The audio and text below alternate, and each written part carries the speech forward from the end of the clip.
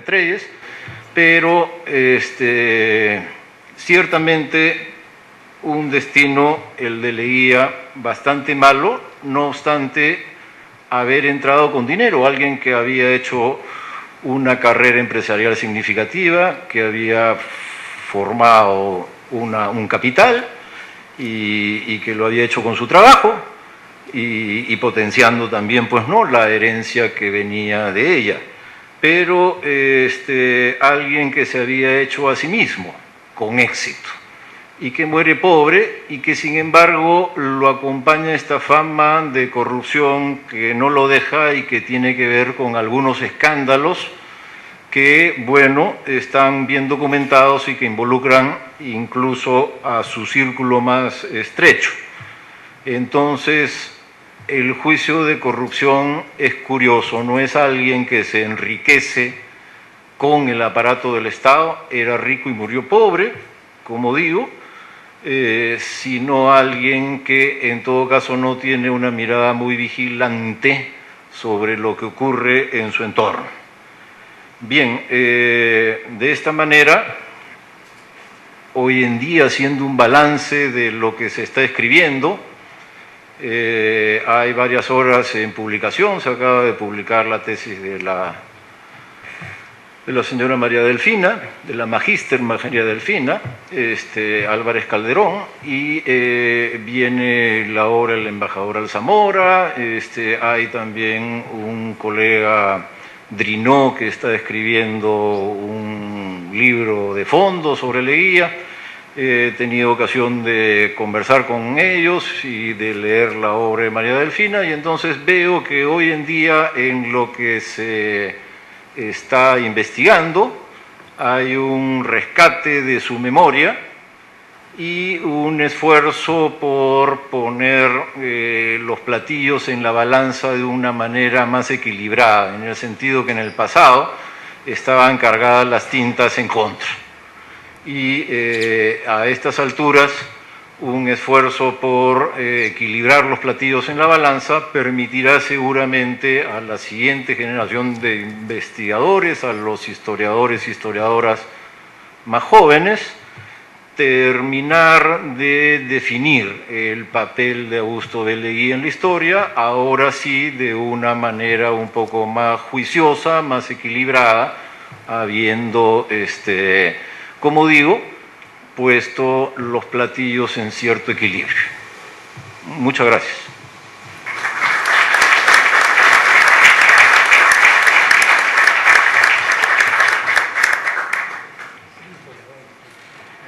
Muchas gracias, Antonio.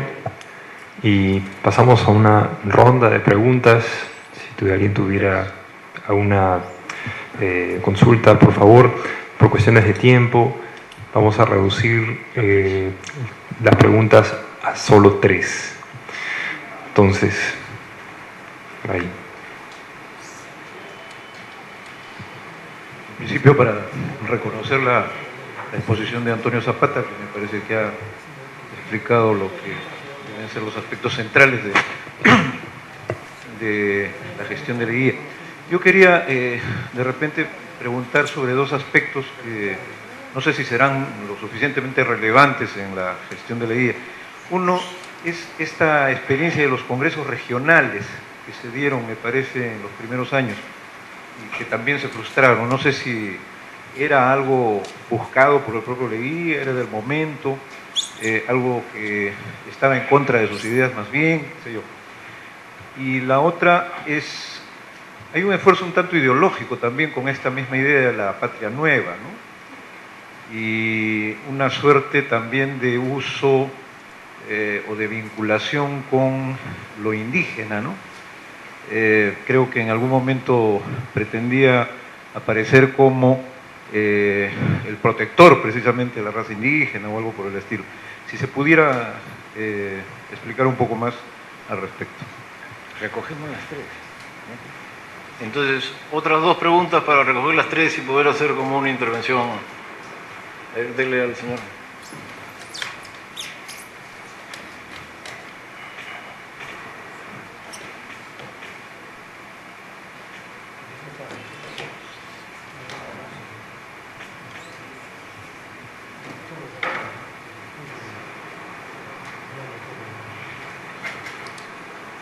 Buenas noches.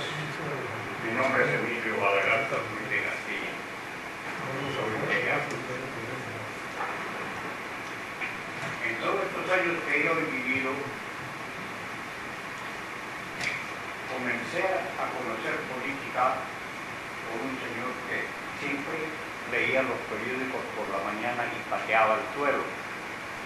Yo era un serranito pequeño y yo lo veía al señor pateando el suelo por la mañana a 100 veces porque se leía 4 periódicos. Y el serranito le pregunta, señor, ¿usted por qué patea el piso? No, estos gobernadores, estos presidentes, esta gente de la política peruana es una barbaridad. ¿Qué sé yo? Cuando comencé a crecer, entonces comencé yo a patear el suelo también. Pero la parte más importante de mi cuestión es esta. El Señor ha hablado mucho del presidente. El peruano número 1 que conocí en mi vida. Me falta muy poco para llegar a los 100. Pero nunca he visto un hombre de la talla de él. De la talla de él. ¿Quién sabe a Fujimori un poco? Pero Leguía es el hombre que abrió por primera vez el trazo de la carretera. Cuando yo me vine de Ayacucho, nosotros nos bajamos cada milla y caminamos 20 millas, porque no había carretera. El chofer cogía cualquier lugar para poder rodar su carro, y ese era. Cuando Leguía hizo una jugada maravillosa. Pero esta es una cuestión para mucho tiempo. Me refería a esto cuando él pasó de frente a aquel pequeño detalle. ¿Cómo es que quedaron los ingleses cuando Leguía hizo el trazo de la carretera por el mismo margen del camino que ellos habían roto? Otra misión fue sobre su visión. Todo el mundo habla de él, pero como esta vez, perdóneme señor, nos dice la verdad exactamente cómo murió Leguía. Es el crimen más grande que hubo. Ya en ese tiempo, yo ya tendría pues unos 10 años, o 8 o 10 años. Y yo vi eso. Esa es una parte muy, muy, muy importante. Se pasan nomás las cosas graves, se pasan, pero no se dicen para que la gente vea. Porque la historia del Perú, no me refiero ahora, sino la historia de antes, los escritores de antes, era como una novela.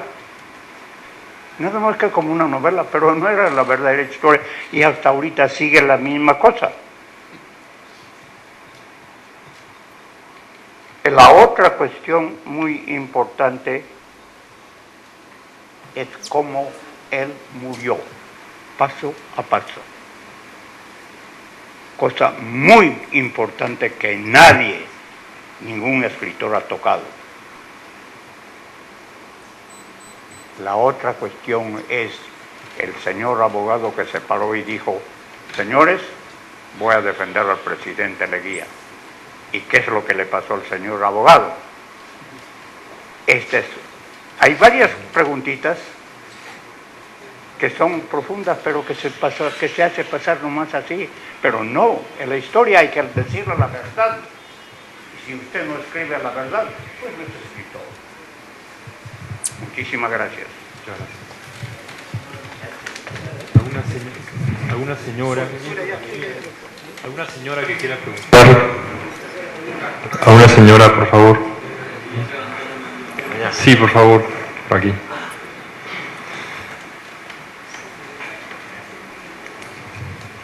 Buenas noches.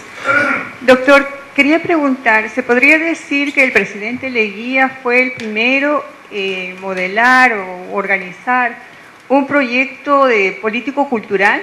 Lo digo esto porque durante su periodo hay un fuerte apoyo y el desarrollo del movimiento indigenista, y posteriormente también hay el desarrollo de un tipo de arquitectura como la que fue denominada en su época de neocolonial y neoperuana.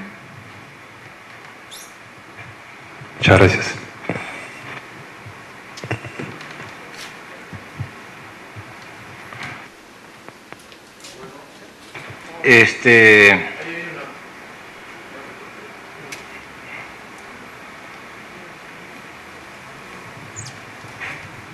Buenas noches.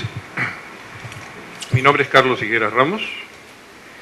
Yo quería solamente decir unas poquísimas palabras para decir que lo que expresó el señor anterior, que seguramente estuvo muy cerca de la época del gobierno de Leguía por la edad que tiene, nosotros no habíamos nacido, no conocíamos lo que podría haber sido Leguía, pero cuando se le acusa de esta corrupción, de dictadura, entendemos, como dijo él, que la historia del Perú es una novela. Todos los gobiernos que he conocido yo ya de joven, de adolescente, de adulto, casi todos han sido corruptos y dictatoriales. José Luis Bustamante y Rivero no fue corrupto y no fue dictatorial, pero salió a los 3 años arrojado por un dictador.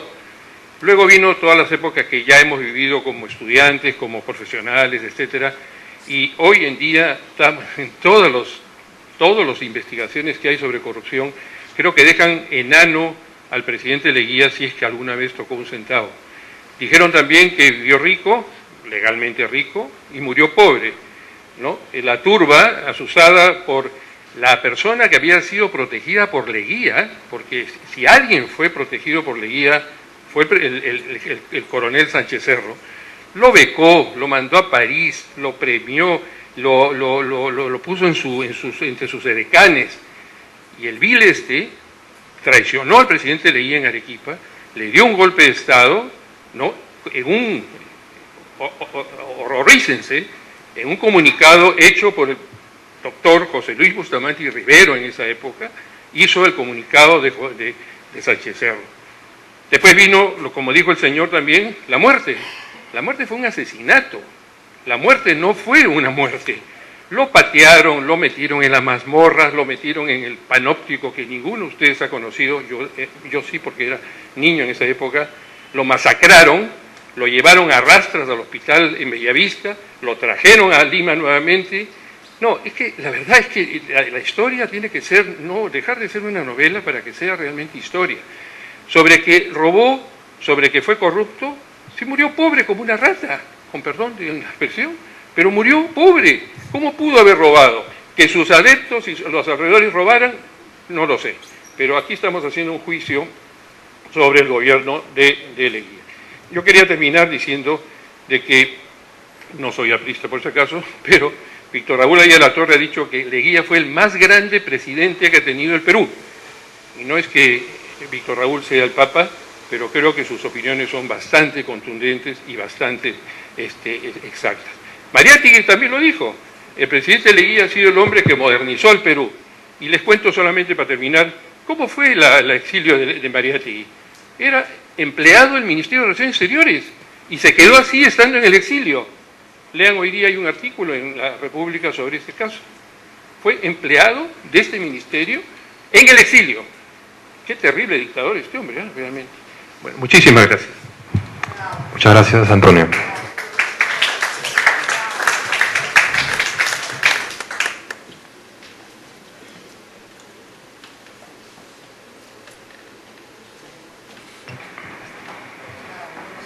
Bueno, como ustedes saben,